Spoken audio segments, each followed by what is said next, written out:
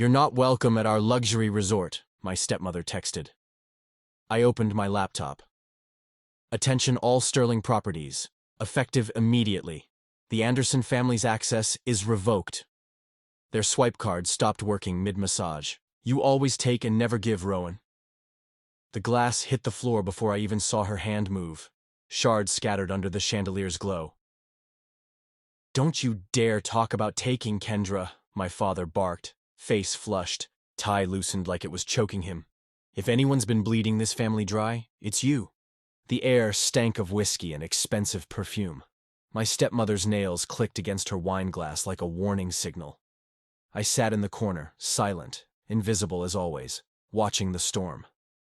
Then, out of nowhere, Kendra turned, eyes blazing, finger stabbing toward me. "Don't act like you don't know. He's the one who ruined us. Name, Rowan Hale, 26, quiet. Calculating. The ghost in his own house. I've learned silence is safer. Words only give them more knives to twist, but silence has its own weight, its own sharpness. They think I'm weak because I don't fight back. They don't realize silence remembers. And I've remembered everything." Family members introduced. Victor Hale, father 58. Proud, booming voice, empire builder turned debt dodger. Always thought power excused cruelty. Kendra Sterling Hale, stepmother 45. Polished, venomous, the Sterling resorts are her kingdom. She only loves what she owns. Alara Hale, sister 23. Restless, spoiled, eyes darting like she's hiding a secret. She speaks too fast, laughs too loud. Jonas Hale, brother 29. Smug, banker's suit, constant smirk. He's been father's shadow since birth, enjoying my erasure. Their words collided like glass on marble. My father waved me off like a waiter. Kendra sneered. Alara fidgeted. Jonas smirked. And underneath it all, one truth pressed against my ribs. They don't know I'm the one holding the fuse. The air was thick. Money, whiskey, betrayal. The chandelier above shook slightly, as if it too wanted to fall and smash on the table. Victor's voice boomed, veins bulging on his forehead. "This family survives because of me." His hand slammed the oak table, rattling the silverware. Jonas leaned back, arrogant smirk plastered on his face. "Survival? You signed over our mother's house to her. You gave her the empire. What the hell do we get, Dad? Charity scraps? Leftovers?" Kendra's laugh cut sharp, venomous. "Leftovers? Without me, you'd be rotting in foreclosure court, Jonas. You think your father's some genius? He was one bad deal away from bankruptcy before I saved this family." Alara's hand shook as she tried to pour herself more wine. The liquid spilled, staining her silk dress. Her whisper cracked like glass. "Not everything is about money." I almost pitied her. Almost. But then, she slipped. Her eyes darted toward me, panic flashing. "Rowan knows." He was there. The room froze. All eyes swung toward me. My silence became heavier than a shout. Victor's finger stabbed the air toward me. "Speak, boy! For God's sake, tell them she's lying!" Kendra leaned forward, nails scraping the table, voice dripping with contempt. "Stop pretending, Rowan. You've hidden long enough. Tell them what you did. Tell them whose hands are dirty." Alara shook her head violently. "Don't drag him into this." Jonas's laugh sliced through the room. "Why not? The mute ghost finally gets to play hero? Please. Rowan, you're nothing. Always nothing." I lifted my gaze slowly. Calm. Cold. The room leaned in. My voice was low, measured, dangerous. "You think this is about money?" Silence fell, suffocating. I let them choke on it before I spoke again. "No. This is about what you all did to me." 19. The hospital stank of antiseptic, machines beeping. Victor stood at the counter, handing the nurse his black Amex. But it wasn't for me. It was for Jonas's broken wrist after a ski trip.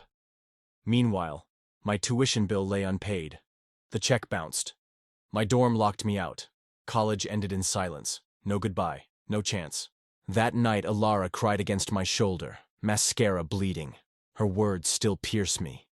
"It wasn't an accident, Rowan. Mom's car. Kendra was already here before the flowers even died." I froze. And when I looked up, I saw Kendra in the doorway, smiling, like she owned the truth. Back in the present, Kendra's mask cracked. Her diamond necklace trembled against her collarbone. "You don't understand, Rowan." But Jonas cut in, eyes darting, sweat beading his forehead. "He does. He's always known." I rose from my chair, slow, deliberate. My words came like a knife unsheathed. Victor didn't lose the resort money. Kendra siphoned it. And you, Jonas, you signed every paper. Willingly. Alara gasped, choking on her drink. Victor's body slumped, his empire builder chest collapsing like ruins. "You knew?" he whispered, voice suddenly small. I nodded. "I knew all along. And I let you burn." "Chaos!" Victor roared, slamming his fists until the oak splintered.